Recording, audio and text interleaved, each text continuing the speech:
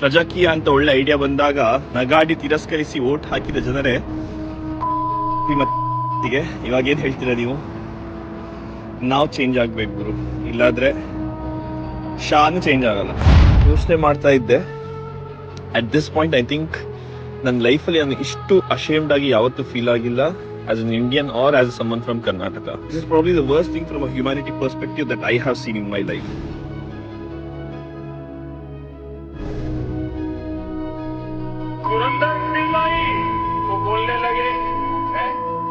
My dear brothers and your sisters of India, ಎಲ್ರಿಗೂ ನಮಸ್ಕಾರ.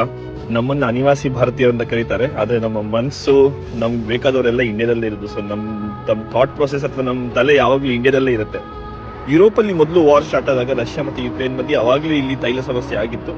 But ಇಲ್ಲಿನ ಗೌರ್ಮೆಂಟ್ ಅವರನ್ನ ಹೆಂಗ್ ಹ್ಯಾಂಡಲ್ ಮಾಡಿದ್ರು ಅಂದ್ರೆ, ದಿನನಿತ್ಯದ ಜೀವನಕ್ಕೆ ಯಾವುದೇ ಅಡೆತಡೆ ಆಗಿಲ್ಲ. ಅಂದ್ರೆ ಪ್ರೈಸ್ ಜಾಸ್ತಿ ಆಯ್ತು, ಬಟ್ ನಮ್ಗೆ ದಿನನಿತ್ಯದ ಅಗತ್ಯಗಳಿಗೆ ಏನಿತ್ತೋ ಅದೆಲ್ಲ ಸಪ್ಲೈ ಮಾಡ್ತಾ ಇದ್ರು. ನನ್ಗೆ ಸಮಸ್ಯೆ ಇರೋದು ಅಥವಾ ನಂಗೆ ನಾಚಿಕೆ ಆಗ್ತಿರೋದು, ಇವತ್ತು ನಮ್ಮಲ್ಲಿ ಸಮಸ್ಯೆ ಆಗಿದೆ ಅಂತಲ್ಲ, ಅದನ್ನ ಬಿಟ್ಟು ಬೇರೆ ಯಾವ್ದೆಲ್ಲ ಮೇಲೆ ಫೋಕಸ್ ಮಾಡ್ತಿದ್ದಾರೆ ಅದನ್ನ ನೋಡುವಾಗ ತುಂಬಾ ಬೇಸರ ಆಗುತ್ತೆ. ದೇಶದ ನಾಯಕ ಸಿನಿಮಾದಲ್ಲಿ ತೋರ್ಸೋದೆಲ್ಲ ಸುಳ್ಳು ಅಂತ ವಿರೋಧ ಪಕ್ಷದವರು ಹೇಳ್ತಾರೆ ಅಂತ ದೇಶದ ನಾಯಕರು ಹೇಳ್ತಾರೆ.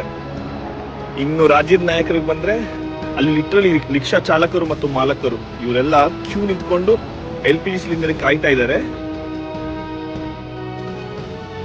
ನಾಚಿಗೆಗೆಟ್ಟ MLAಗಳು ಮತ್ತೆ ಅವರ PAಗಳು ಇವರಿಗೆ IPL ಟಿಕೆಟ್ ಬೇಕಂತೆ. ಈಗ ನಮ್ಮ ಹಳ್ಳಿಯಲ್ಲಿ ನಮ್ಮೂರಲ್ಲೆಲ್ಲ ಒಲೆ ಉಂಟು, ಹಾಗೆ ಜಾಸ್ತಿ ತೊಂದರೆ ಆಗೋದಿಲ್ಲ. ಬಟ್ ಸಿಟಿ ಅವರಿಗೆ LPG ಬೇಕೇ ಬೇಕು. ಪ್ರಜಾಕೀಯ ಅಂತ ಒಳ್ಳೆ ಐಡಿಯಾ ಬಂದಾಗ ನಗಾಡಿ ತಿರಸ್ಕರಿಸಿ ವೋಟ್ ಹಾಕಿದ ಜನರೇ ಮತ್ತೆ ಇವಾಗ ಏನ್ ಹೇಳ್ತೀರಾ ನೀವು?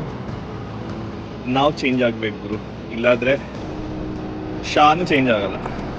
ಪ್ರಜೆಗಳಿಂದ ಪ್ರಜಾಕೀಯ, ಪ್ರಜೆಗಳಿಗಾಗಿ ಪ್ರಜಾಕೀಯ, ಪ್ರಜೆಗಳಿಗೋಸ್ಕರ ಪ್ರಜಾಕೀಯ, ಮಟ್ಟ ಹಾಕ